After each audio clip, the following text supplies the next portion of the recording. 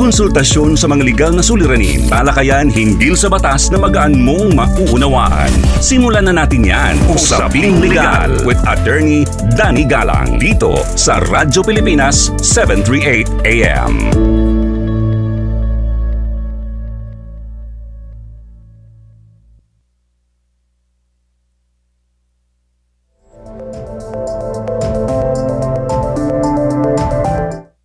Magandang araw sa inyong lahat. Ako po ang inyong lingkod, Attorney Danny Galang, at kayo'y nakikinig sa Usaping Legal sa Radyo Pilipinas, Radyo Publiko.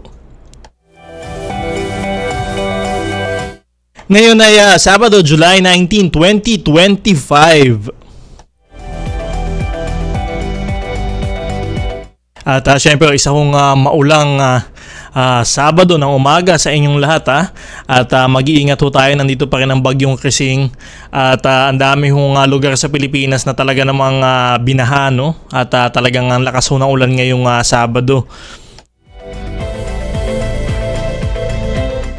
At tutukan nyo mamaya sa ating programa, meron hong weather bulletin ng Pag-asa at sasabihin ho nito kung nasaan na mismo yung typhoon na Krising, bagyong Krising, at kung anong aasahan pa nating lagay ng panahon mamaya sa buong araw hanggang itong buong weekend ho na ito. At syempre, marami na rin hong mga class suspensions dito sa Metro Manila at sa mga iba't ibang lugar pa ho dito sa Metro Manila, Caloocan, at may mga Saturday classes ho yan syempre. At puntahan nyo ho ang Radyo Pilipinas Facebook page para ho makita kung ano yung mga lugar na meron hong iba't ibang class suspension.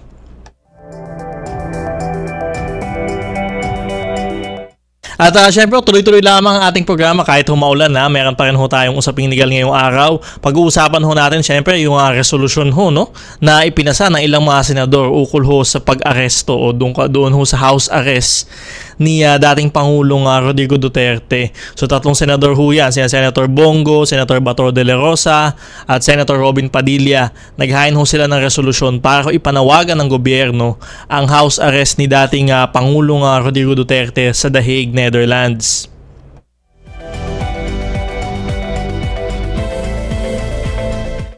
At syempre ho, no, napapakinggan ang Usaping Legal sa Radyo Pilipinas tuwing Sabado mula alas 11 ng umaga hanggang alas 12 ng tanghali. Tayo ay napapanood din sa Free TV dahil sa pagtutulungan ng Radyo Pilipinas at ng People's Television. Hanapin ang Usaping Legal at iba pang programa ng Radyo Pilipinas sa Channel 3 sa TV Plus at sa Channel 45 to 49 naman sa For the Box. Ang programa natin ay linggo-linggong tatalakay ng mga napapanahong isyong legal at magpapaliwanag ng mga batas sa paraang simple at madaling maintindihan ng ating mga tagapakinig. Meron din ho tayong segment sa ating programa, ang Sagot Kita, kung saan maaari kayong sumangguni ng inyong mga katanungang legal.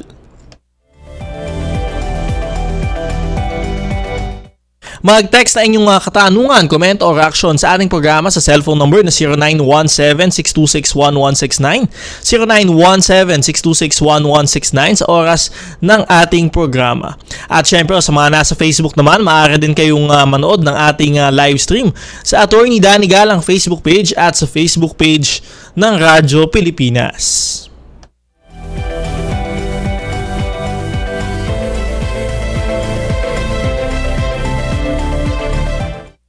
Eto, sa usaping legal natin ngayong araw, naghain ng resolusyon sina Senators Robin Padilla, Bongo at Bato de la Rosa sa Senado upang hikayatin ng gobyerno ng Pilipinas na ipanawagan sa International Criminal Court o ICC ang interim release ni dating Pangulong Rodrigo Duterte sa pamamagitan ng house arrest sa The Hague, Netherlands. Nauna na naghain ng kaparehong resolusyon si Senator Alan Peter Cayetano. Kasalukuyang nahaharap ang dating Pangulo sa kasong crimes against humanity dahil sa war on drugs ng kanyang administrasyon.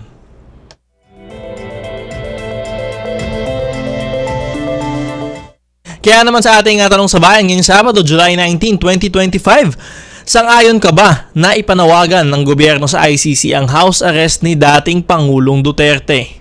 Ito, ulitin ho lamang natin sang-ayon ka ba na ipanawagan ng gobyerno sa ICC ang house arrest ni dating Pangulong Duterte?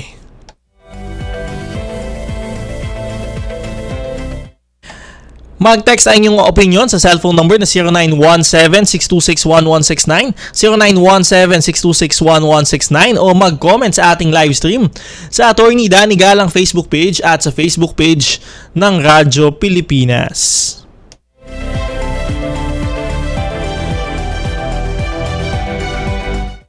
At ayan nga, meron akong resolusyon itong Senado na humihimok sa gobyerno ng Pilipinas na ipanawagan ang house arrest ni dating Pangulong Rodrigo Duterte. So matatandaan nyo unang-una ang resolusyon ay hindi ito isang batas, no? Isa lang lamang itong sentimiento ng grupo ng mga tao sa lagay na ito, mga senador nga no? At eto ready na muna ang Pag-asa DOST. Babalikan natin itong topic na ito Ready lamang nandito na yung Pag-asa DOST weather forecaster Veronica Torres para bigyan tayo ng mahalagang weather update ngayong umaga ito. Radyo Pilipinas Weather. Magandang umaga po sa inyo, Attorney Galang, at sa ating mga taga-subaybay sa Radyo Pilipinas. Sa kasalukuyan, may bagyo pa rin tayong minomonitor sa loob ng ating Philippine Area of Responsibility at ito si Bagyong Krising na nasa may severe tropical storm category. Kanina ngang alas 10 na umaga, huli itong namataan na nasa may layong 235 kilometers. Kanluran iyan ng Itbayat, Batanes. Nagtataglay ng lakas na hangin na 100 kilometers per hour near the center at bugso na abot ng 125 kilometers per hour. Ito ay kumikilos sa direksyong northwestward sa bilis na 15 kilometers per hour. At dahil nga sa kay Bagyong Krising, nakataas pa rin ang tropical cyclone wind signal number 2. Ayan ay sa lugar ng Batanes, western portion ng Babuyan Islands, sa may Ilocos Norte. Signal number 1 naman sa nalalabing bahagi ng Ilocos Norte, Ilocos Sur, northern portion ng La Union, Abra, Apayao, Kalinga at nalalabing bahagi ng Cagayan. At dahil nga kay Bagyong Krising din, ay meron tayong mga inaasahang malalakas na pag-ulan, minimal or more than 200 mm sa Apayao, Abra, Ilocos Sur at Ilocos Norte. 100 to 200 mm naman sa may Cagayan, Batanes, Benguet, Kalinga, Mountain Province, Ifugao at La Union at 50 to 100 mm sa Isabela at Nueva Vizcaya. Habagat naman ang magdadala ng malalakas na pag-ulan na aabot na 100 to 200 mm sa may Metro Manila, Pangasinan, Zambales, Bataan, Tarlac, Pampanga, Bulacan, Palawan, Romblon, Antique at Occidental Mindoro. 50 to 100 mm na mga pag-ulan naman dulot pa rin ng habagat sa Nueva Ecija, Cavite, Laguna, Batangas, Rizal, Oriental Mindoro, Aklan, Capiz, Iloilo, Guimaras, Siquijor, Negros Occidental at Negros Oriental. Naasahan nga rin natin na yung pagkilos ng bagyo ay lalabas ito na ating PAR within the day, or ito pala ay lumabas na rin ng ating Philippine Area of Responsibility at patuloy na tatahakin ang direksyong northwestward. At yan nga po munang pinakahuli sa lagay na ating panahon mula sa Weather Forecasting Center ng Pag-asa, Veronica Torres. Salamat kay Veronica Torres ng Pag-asa DOST at sa lahat ng ating mga kababayan kung kailangan nyo lumikas ay huwag na kayong mag-atubili. Sumunod tayo sa ating mga local government units para masiguro ang ating kaligtasan.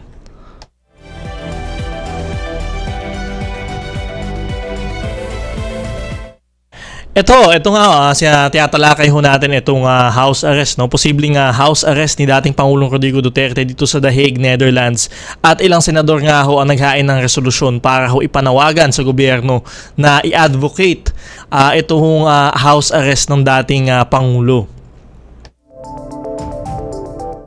At nagsimula yan, syempre yung mga kaanak ng dating Pangulo ay pumunta dun sa The Hague, Netherlands at sinasabi nga nila na although good physical condition ng dating Pangulo ay malaki ang nabawas sa kanyang timbang at sinasabi nga daw skin and bones nga daw no?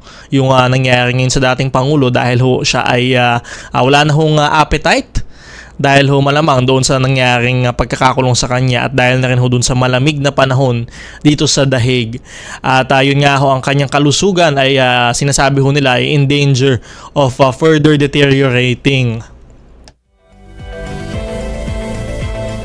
Ngayon ho dun sa house arrest ho na ipinanawagan ng mga senador, nauna ho dito si Senator Alan Peter Cayetano. Sinabi ho niya na dapat man lang ay tratuhin ng may dignidad ang dating Pangulo dahil siya ho ay 8 years old na at madami ng iniindang mga sakit.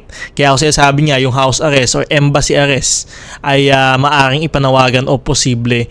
At dito nga lang ho, syempre dito ho sa sitwasyon ho na ito, yung ICC ay mananatiling may control sa dating Pangulo sa kanyang kustodiya, pero ang Pilipinas ho ay maaari daw mag-propose ng ilang mga arrangements kagaya ng house arrest o di kaya yung isa pang panawagan ay embassy arrest, no? Doon sa embahada natin sa the Netherlands. Sinabi din ni Senator Cayetano na may kaso na rin dati ng ganito nga daw ho, no? Si CCP founder o yung Communist Party of the Philippines founder na si Joe Masison, na kung saan ginrant ng asylum ng Netherlands kahit nga tambak nga daw ho ang kaso. So ibig sabihin ho, meron daw hong posibilidad na kaya daw ho na maipanawagan ng gobyerno ng Pilipinas ang yun nga ho, ang house arrest niya dating Pangulong Duterte para daw ho sa kanyang mas humane conditions. At matatandaan din natin ho, noong nakaraang buwan, itong Hunyo nga daw ho, itong Hunyo ay naghain ho ang kampo ni dating Pangulong Duterte ng urgent request for interim release para ho sa kanyang panandaliang paglaya. At dito ho, sinasabi nila na mayroon na daw silang isang state party sa ICC na kausap at willing daw hong tumanggap sa dating Pangulo kung siya ay papayagan ng ICC na panandaliang makalaya habang inaantay ho yung trial ng kanyang kaso. So sinabi ho doon sa request ng dating Pangulo na siya ay hindi flight risk, hindi daw ho siya tatakas. Siya ho ay 8 years old na at siya ay isa sa mga kilalang political figure sa buong mundo. Kaya hindi ho siya madaling makakapagtago at makakatakas. At sinabi nga daw ho na dito, he will not continue to commit crimes, no? At wala daw hong ebidensya na kapag siya ay nakalabas ay dodoblehin niya yung mga drug war killings niya.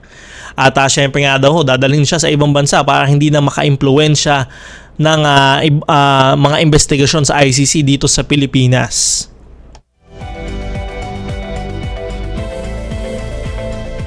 At syempre sinabi din nga ho doon na hindi na daw ho siya makikialam sa mga political na mga aktibidad dito sa Pilipinas, hindi na ho siya gagamit ng telecommunications, ng cellphone, ng internet. At ayan ho, at dadalhin nga daw ho siya doon sa state party sa ICC na nakasundo na daw nila, no, na kung saan maaari ho siyang dalhin doon sa bansang iyon at hindi ho dito sa Pilipinas. So ang malaking tanong ho dito ay aaprobahan ho ba ito ng ICC? At meron na hubang naging kaso ng ganito, no, na pinayagan yung house arrest ng isang nasasakdal saka whether doon sa The Hague o sa Netherlands o doon sa embahada nga ho ng Pilipinas. Pero ang isa ho sa mga sigurado ho natin dito, pinayagan ho yung interim release para doon sa mga ibang akusado ng krimen. So meron na hong interim release na pinayagan ng ICC, pero syempre meron ho silang mga titingnan, no? Kailangan mga tingnan ng mga bagay-bagay bago ho nila payagan yung interim release.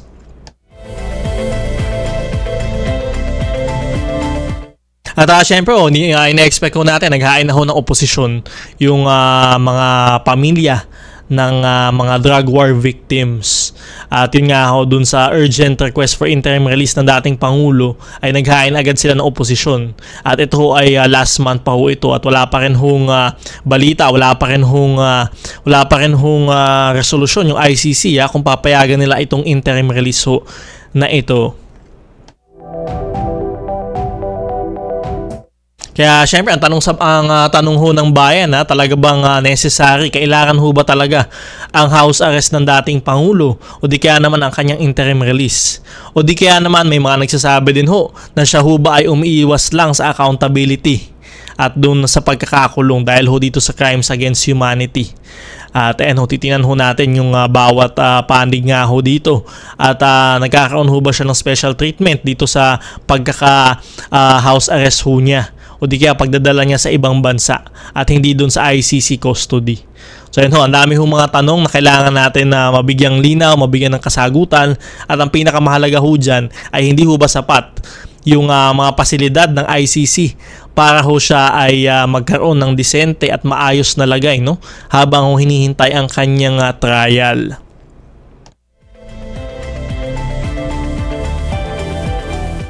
Kaya aabangan ho natin yan sa mga susunod na araw. Una ho yung desisyon ho ng ICC na kung saan meron hong urgent request for interim release ang dating Pangulo. Wala pa hong resolusyon dyan ng ICC kung papayagan ho nila ito. At syempre yung resolusyon ng Senado na humihikayat ho sa gobyerno ng Pilipinas na ito nga ho ipanawagan yung house arrest ng dating Pangulo. So meron ho bang gagawin ang gobyerno natin para ho pagbigyan itong mga senador sa kanilang resolusyon? Yan ho yung titingnan natin sa mga susunod na araw. Pero kung titimbangin ho natin, syempre, kung between ho the interim release, no, sa ibang bansa at yung house arrest o embassy arrest ay mas may pag-asang katigan ng ICC yung house arrest o embassy arrest dahil ito ho ay sa loob lamang ng Netherlands, The Hague. Kumpara ho dun sa interim release na sinasabing dadalhin ho ang dating Pangulo sa ibang bansa na wala pa ho tayong alam, hindi ho nila dinidisclose kung saang bansa ho iyon, ay baka may pag-asa ho, no, na mas katigan ng ICC yung house arrest kung talagang pagbibigyan ho nila itong request nga ho ng dating Pangulo na siya ay panandaliang makalaya. So yan ho, titingnan ho natin ayan. At meron ho tayong tanong sa bayan kung ano hong saloobin nyo dito sa isyong ito. At patuloy ho tayong magbabantay kung ano yung mga mangyayari sa mga darating na araw. Eto, sa pagbabalik ng Usaping Legal, sasagutin ko naman ang inyong mga katanungang legal. Mag-text na inyong katanungan, komento o reaksyon sa ating programa sa cellphone number na 0917-626-1169, 0917-626-1169 o hanapin ang ating live stream sa Attorney Danny Galang Facebook page at sa Facebook page ng Radyo Pilipinas. Magbabalik ang Usaping Legal matapos lamang ng ilang paalala. Tugon sa mga katanungang naaayon sa batas ang ibibigay. Usaping Legal kasama si Attorney Danny Galang sa Radyo Pilipinas 738 AM.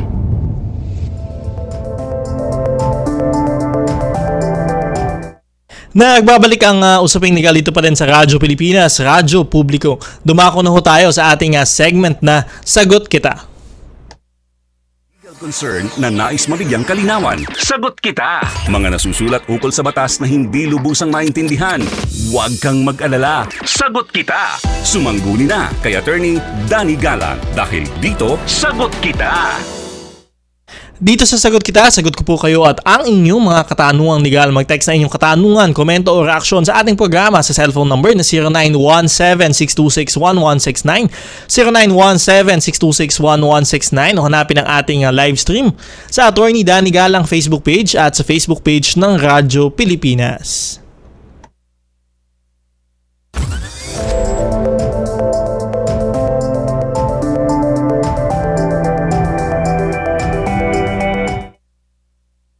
Ito, first question natin coming from cellphone number 8719. Good morning po, Attorney Galang. Ask ko lang po kung totoong lalagyan na ng 20% interest ang savings sa bangko. Ayan.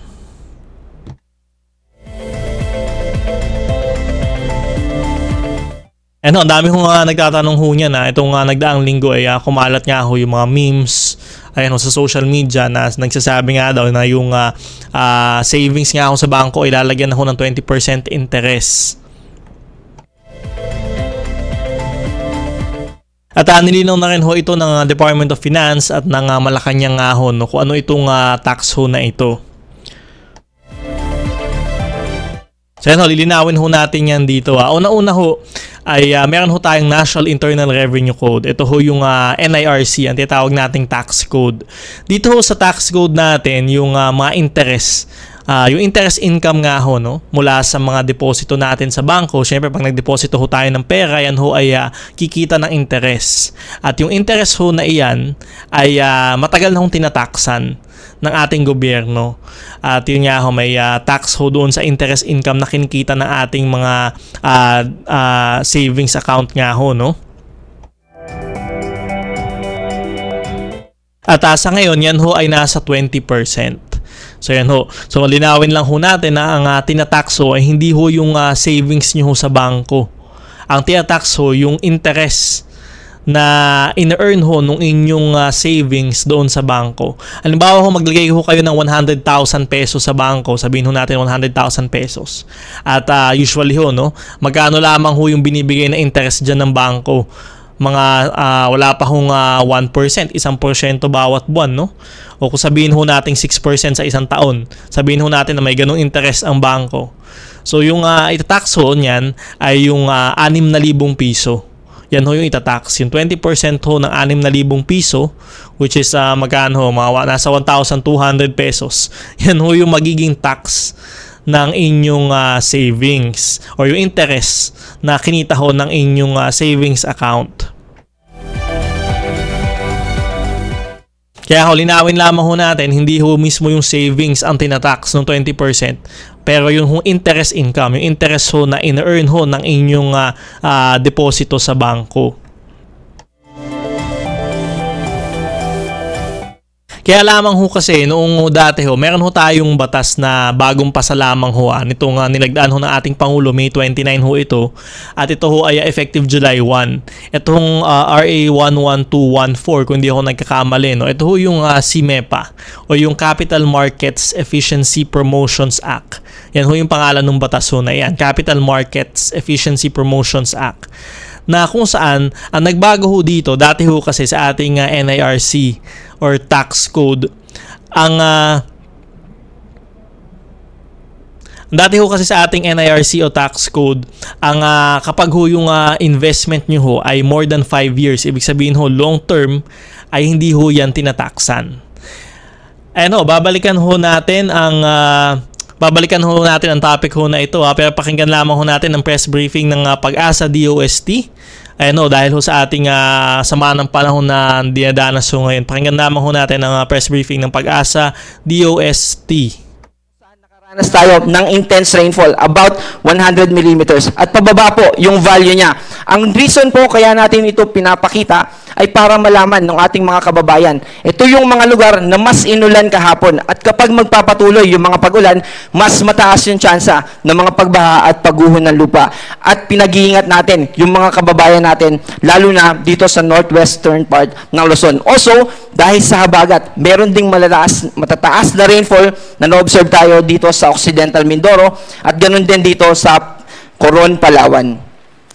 At dahil bukod doon sa epekto ng lakas ng hangin na dala ng bagyong Krising, meron ding lakas ng hangin na associated dito sa habagat. At dahil sa habagat, makakaranas din ng mga pagbugso ng hangin na about 70 kilometers per hour dito sa Metro Manila, Central Luzon, Calabarzon, Bicol Region, Mimaropa, Visayas, yung buong Visayas po yan, Nueva Ecija, Nueva Vizcaya, natitirang bahagi ng Isabela, natitirang bahagi ng La Union, natitirang bahagi ng Benguet, Abra, Zamboanga del Norte, Camiguin, Misamis Oriental, Misamis Occidental, Lanao del Norte, Surigao del Norte, at Dinagat Islands. Bukas ay makakaranas din tayo ng mga pabugso-bugso na hangin dito sa Metro Manila, Ilocos Region, Cordillera Administrative Region, Cagayan Valley Region, Central Luzon, Calabarzon, Mimaropa, Bicol Region, Visayas, at Zamboanga del Norte. Sa Monday ay mananatili itong impluensya ng Southwest Monsoon. Kaya makakaranas din tayo ng mga pagbugso ng hangin dito sa Metro Manila, Ilocos Region, Cordillera Administrative Region, Central Luzon, Calabarzon, Mimaropa, Bicol Region, at sa buong Visayas. At bukod po sa impluensya ng hangin na dinala ng bagyong Krising at ng Southwest Monsoon, dito naman tayo sa mga pag-ulan na ating inaasahan. Maaari pa rin makaranas ng 200 or above na rainfall yung mga probinsya natin dito sa Ilocos Norte, Apayao, Abra, at Ilocos Sur. Ibig sabihin, kapag 200 and above, widespread floodings ang maaari nitong maidulot. Kaya pinag-iingat natin yung ating mga kababayan dito sa northwestern part ng Luzon. Dito naman sa mga nakataas ng orange, ito yung 100 to 200 millimeters na inaasahan natin na pagulan. Ito, by the way, ay sa loob ng 24 hours. Itong orange, multiple floodings naman ang posible. At dito naman sa nakataas na yellow, ito yung 50 to 100 millimeters na pagulan.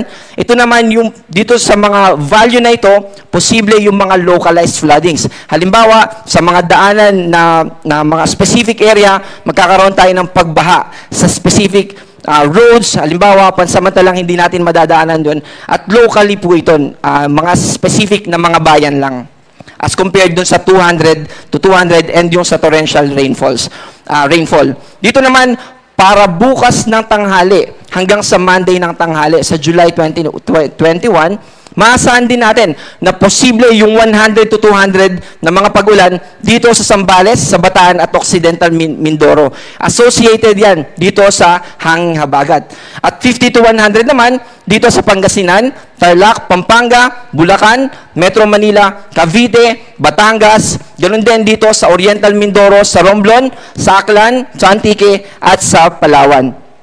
Para naman sa Monday ng tanghali hanggang sa Tuesday ng tanghali, meron pa rin tayong inaasahan na impluwensya nitong southwest monsoon. Dito sa Zambales at sa Bataan, kasama yung Occidental Mindoro, 50 to 100 millimeters din yung ating inaasahan. Also, sa natitirang bahagi, asahan natin, lalo na sa western part ng ating bansa, kasama yung Metro Manila, asahan natin na magpe-persist itong hanging habagat. Kaya magiging maulap pa rin ang ating kalangitan, pero mababawasan na yung mga pagulan. At by Sunday onwards ay nakikita natin na unti-unti nating mararanasan yung improved weather conditions.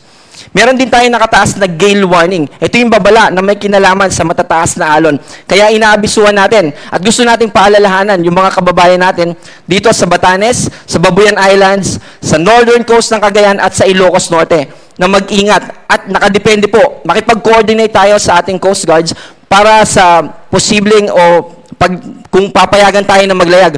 Pero hindi po natin ina-advise, lalo na yung sasakyang pandagat na maliliit lang. At kung maaari, ilayo natin ito sa mga baybayin dahil posible yung mga alon na umabot ng 4.5 meters. Meron din tayong nakataas na storm surge warning. Ibig sabihin ng storm surge, ito yung taas ng alon na associated sa mga bagyo. Iba po ito sa tsunami. Yung tsunami naman ay dahil sa earthquake o sa mga lindol. At gusto natin paalalahanan yung mga kababayan natin na nakatira dito sa baybayin ng Batanes, Babuyan Islands, Ilocos Norte, at yung dulo nitong Ilocos Sur na pinag-iingat natin, lalo na kung nakatira tayo o yung bahay natin ay nakatirik malapit sa karagatan. Posible, kapag nagka-storm surge, ay madama yung bahay natin. Kaya umiwas muna tayo at ilayo din natin yung mga sasakyang pandagat natin sa baybayin. At yan po yung ating update. Ang i-release natin na next na Tropical Cyclone Bulletin ay mamayang alas 5. Ako po si John Manalo. Ang panahon ay nagbabago, kaya maging handa at alerto. Yan ho, napakinggan nyo ho ang DOST Pag-asa Weather Update. At nandito pa din ho ang bagyong Krising dito sa ating Philippine Area of Responsibility. Kaya ho tayo ho ay mag-ingat pa din ho. Mag-ingat ho at sinabi nga ho may mga possible na mga flash floods, etc. mga baha. At kaya ho mag-ingat ho tayo. Sumunod ho tayo dito sa mga ating mga local government units. At yun nga ho, kung kinakailangan natin na mag-evacuate na ho, ay mag-evacuate na ho tayo. Gawin ho natin yan. Huwag na ho tayong magpatumpik-tumpik pa. Ano, balikan lamang ho natin yung kanina ho nating tinatalakay, no, yung tax nga ho doon sa interest doon sa 20% nga ho, no, na dito sa mga savings or deposit. At yun nga ho, sinasabi ho natin na dahil nga ho meron ho tayong SIMEPA na batas nga ho, no? Ito yung Capital Markets Efficiency Promotions Act. At dito sa SIMEPA, dati ho kasi kapag long-term yung investments ho natin, yung mga savings or deposit substitutes na mga ganyan ho sa batas natin, no? Kapag ho long-term ho yan, ibig sabihin more than 5 years, yan ho ay exempted na sa buwis. Hindi ho yan tataksan ng 20%. Pero yun nga ho, kapag ho long term yan, kaya lang ho ay bigla ninyong pinull out yung inyong investment ay nakadepende ho yan doon sa remaining maturity na natitira ho doon sa inyong investment o savings kung magkano ho yung itatax. So dati ho yan ho ay 5, 12 o 20%. So halimbawa ho kung ang natitirang panahon na lamang doon sa investment niyo ay 4 to 5 years, and ho, at ito ay pinull out nyo ho, matataksan ho kayo ng 5%.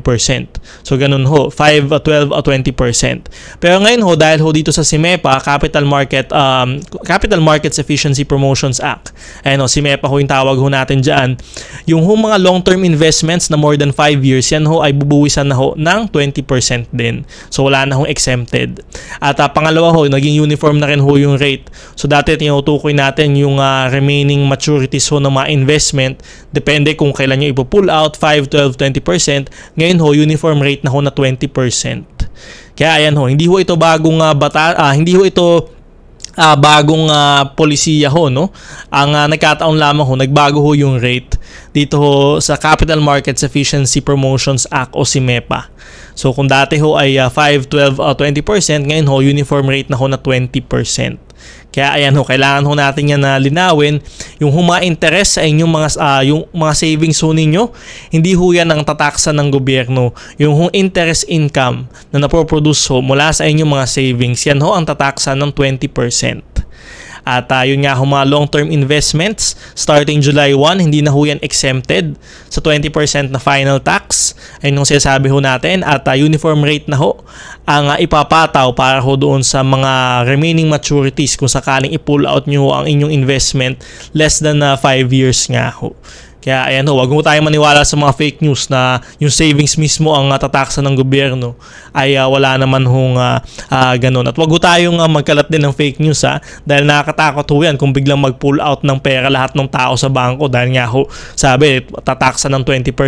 Ay hindi ho yan maganda, magkakabankran ho at anong mangyayari ho sa ekonomiya natin, magko-collapse ho yan. Kaya mag-ingat ho tayo sa ating pag-share ho ng mga information sa social media at basahin ho natin kung ano talaga yung sinasaad ho ng bagong batas ho na ito.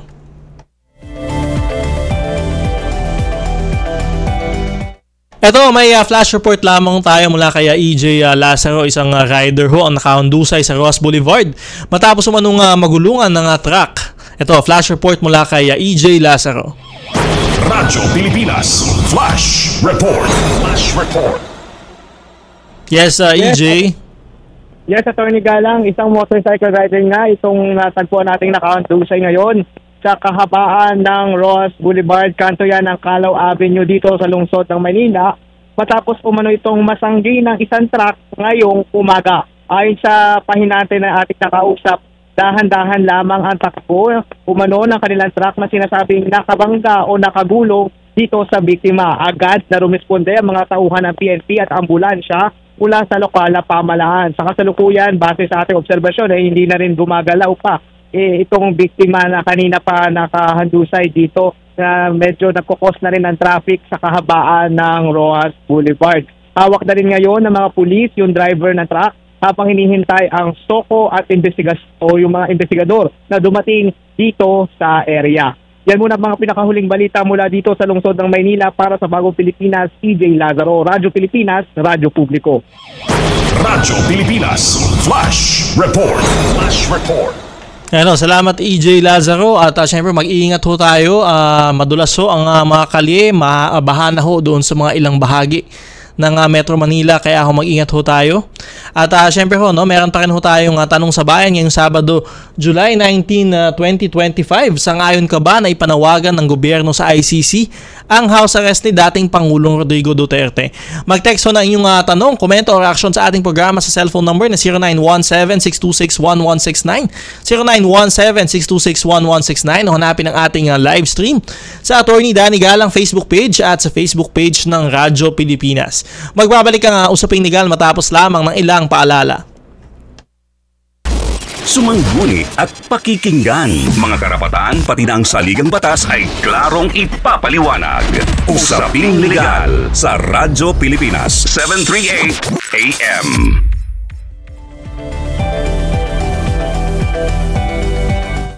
Nagbabalik ka nga usaping legal dito pa din sa Radyo Pilipinas, Radyo Publiko. At syempre, binabate ho natin ang Philippine Institute of Certified Public Accountants o PICPA. Philippine Institute of Certified Public Accountants o PICPA sa matagumpay na selebrasyon ng Accountancy Week sa ating bansa. At syempre ako din ay isa din hong accountant, no? Nauna ho ako maging accountant bago maging abogado, kaya nakikiisa ho ako sa ating mga accountant sa buong bansa sa pagdiriwang ho ng Accountancy Week sa ating bansa. Congratulations ho sa ating lahat. At syempre, happy viewing ho sa lahat ng mga nanonood sa atin sa YouTube at sa Facebook ho, no? Meron ho tayong Facebook page, Attorney Danny Galang Facebook page at Radyo Pilipinas Facebook page. Happy viewing to Marian Rivera and Jassy Tan and Fatima Muniz, and happy viewing ho sa inyong lahat, and syempre Jovi Tumembang and Jovi Muniz Tumembang, and happy viewing ho from watching from Chicago, USA.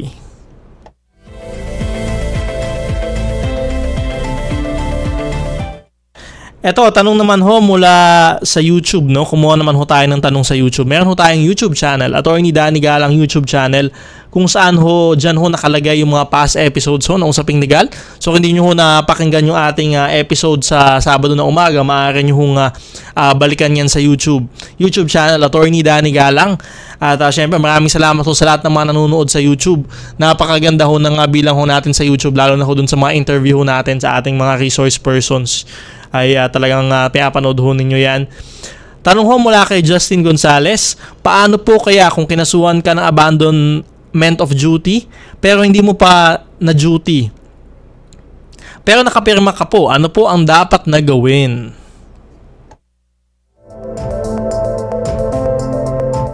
Nag-comment ho siya sa ating video ho doon na just causes kung saan maaari kayong matanggal sa trabaho. At syempre meron ho tayong just and authorized causes na kung saan maaari kayong matanggal sa trabaho.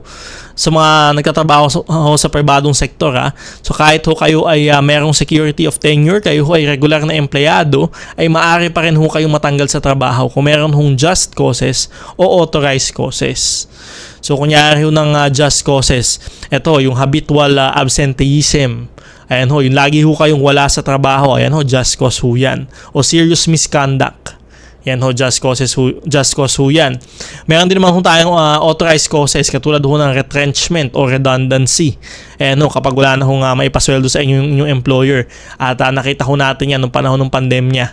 Kaya ho, yung just at authorized cause, para ho yan na mga grounds, no, para ho kayo ay matanggal sa trabaho.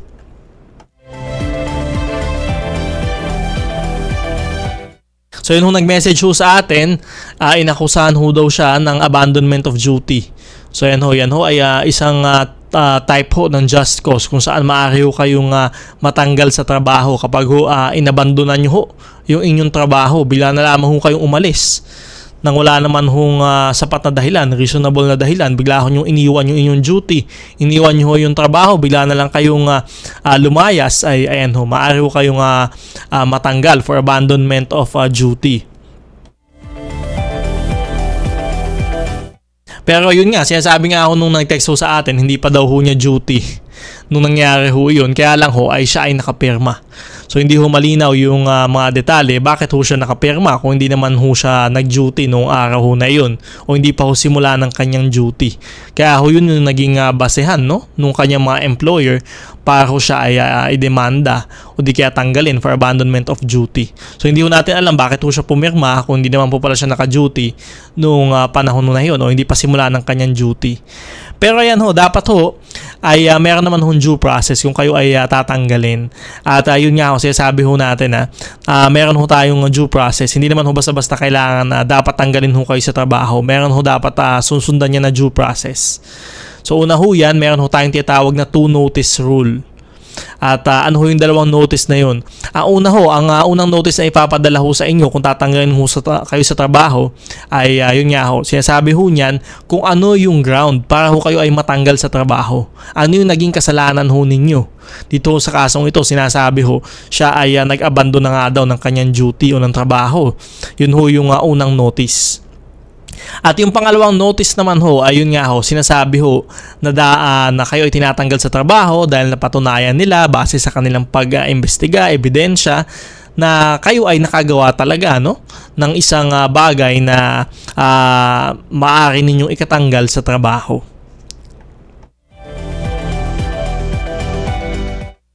At syempre, sa pagitan ho niyan, dapat may opportunity to be heard. Ano ibig sabihin nun? Dapat ho ay kayo ay binigyan ng oportunidad para ho makapagbigay ng inyong panig.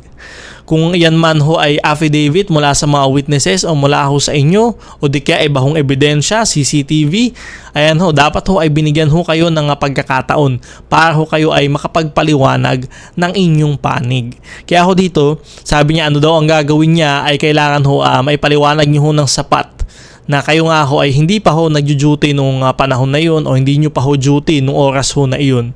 At ipaliwanag nyo na rin ho bakit ho kayo nakapirma doon.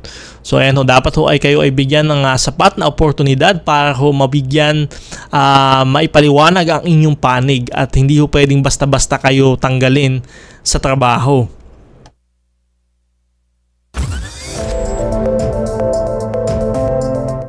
Ngayon ang tanong ho natin, paano kung tinanggal ho kayo sa trabaho na wala naman hong due process?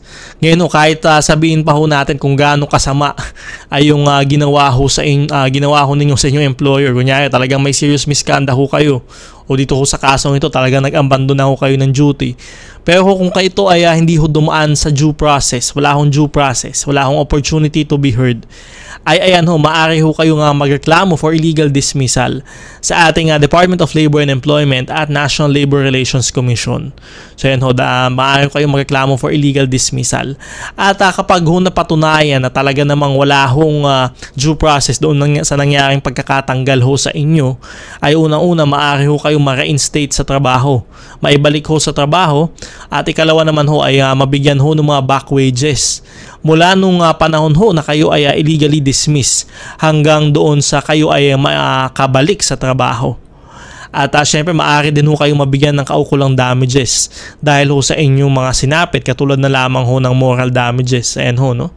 O di kaya naman ho exemplary damages para ho hindi na ho gayahin pa ng ibang employer yung ginawa ng inyong employer.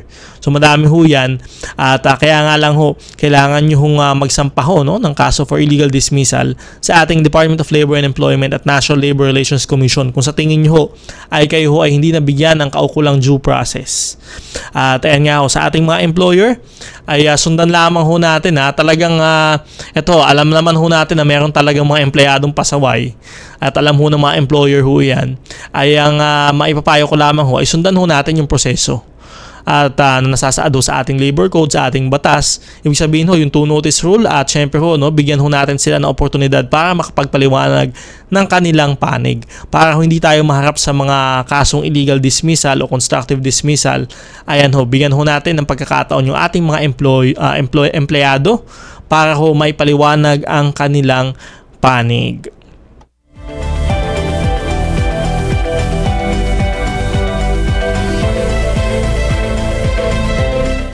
At syempre meron ho tayong tanong sa bayan ngayong Sabado, July 19, 2025. Sang-ayon ka ba na ipanawagan ng gobyerno sa ICC ang house arrest ni dating Pangulong Rodrigo Duterte? Ayan ho, magbasa lamang ho tayo ng ilang mga komento ho sa ating tanong sa bayan from cellphone number ending in 5387. Perhaps in a jesting manner or seriously when payag kami basta ipalit si Sara na ikulong. Ay ayan ho, coming from cellphone number ending in 5387.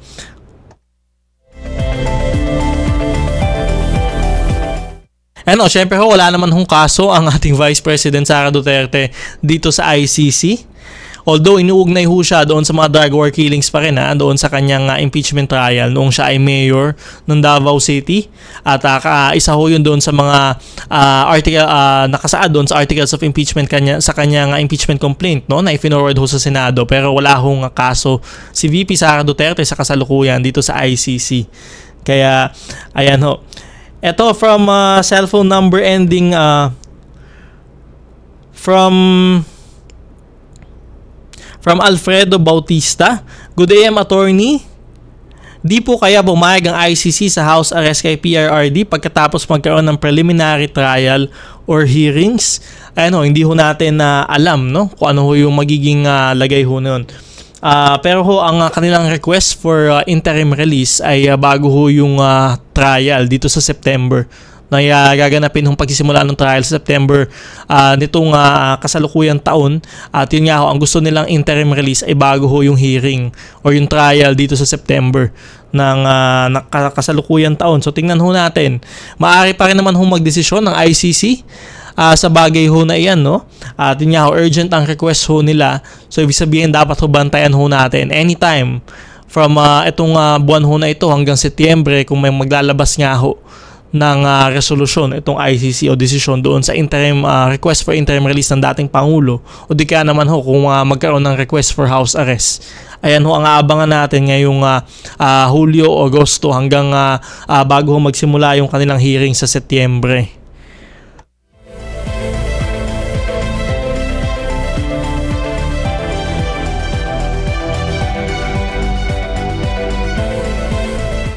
At syempre ho, wala lamang ho tayong oras yung mga iba hong nag-text ho sa inyo dito sa ating segment na Sagot Kita. Sasagutin ho natin yan sa susunod na Sabado. At syempre ho, maaari pa rin ho kayong magkomento ng ating na inyong mga saloobin sa ating tanong sa bayan ngayong Sabado, July 19, 2025. Pabor ka ba na sang-ayon ka ba na ipanawagan ng gobyerno sa ICC ang house arrest ni dating Pangulong Rodrigo Duterte?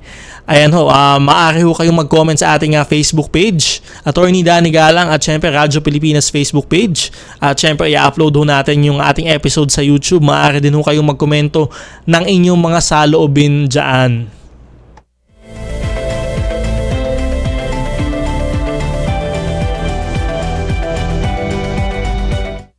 Ayan ho, happy listening to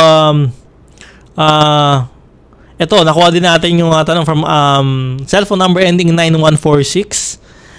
Ayan ho, from Batangas. And happy listening ho sa inyong lahat ho dyan. At syempre, sa mga nanonood ho sa atin sa Free TV. At syempre, sa Radyo Pilipinas 738 AM. Diyan ho muna nagtatapos ang ating programa ngayong araw. Maraming salamat sa ating mga nakasamang engineers at staff, Engineer Rolly Bumatayo at Engineer Jabel Lustre. Magkarinigan ulit tayo sa susunod na Sabado, alas 11 ng umaga hanggang alas 12 ng tanghali dito pa din sa Radyo Pilipinas, Radyo Publiko. Muli, ako po si Attorney Danny Galang. Mag-ingat tayong lahat.